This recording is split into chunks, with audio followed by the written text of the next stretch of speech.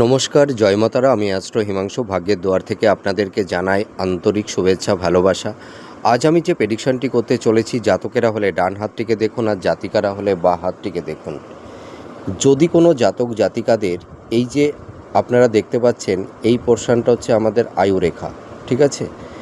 যদি এই আয়ুরেখা থেকে যদি কোনো রেখা অর্থাৎ বৃহস্পতির ক্ষেত্র থেকে যদি কোনো রেখা একদম শনির ক্ষেত্র পর্যন্ত পৌঁছে যায়, তাহলে এই সব জাতক জাতিকারা নিজের লাইফের, নিজের ফিউচারের, নিজের ভবিষ্যতের কথা না ভেবে এরা এদের নিকটস্থ কোনো মনের মানুষ বা কাছের মানুষ, তাদের জন্য এরা সারা জীবন তাদের কথাই ভেবে যায়, তাদের লাইফের কথাই ভেবে যায়। কিন্তু এই সব জাতক জাতিকারা তারা কখনোই এইটুকু ভাবে না যে আমার লাইফে কি হবে।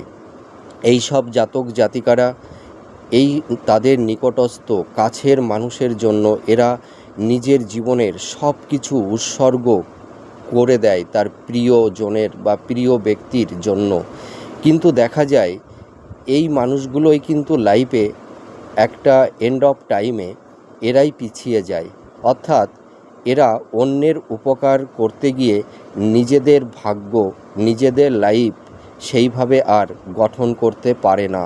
এরা পরিবারের ফ্যামিলির মানুষের ক্ষেত্রেই হোক, আর এই সব জাতক জাতিকাদের নিকটস্থ কাছের মানুষ বা নিজের প্রিয় মানুষ, মনের কাছের মানুষ, যে কেউ হতে পারে, এরা শুধু অন্যের জন্যই ভাবে। কিন্তু এই সব জাতক জাতিকারা নিজের জন্য কখনোই ভাবে না। আর যাদেরকে এরা উপকার করে, সেই উপকারের বিনিময়ে কিন্তু এরা ভালো কিছু পায় না।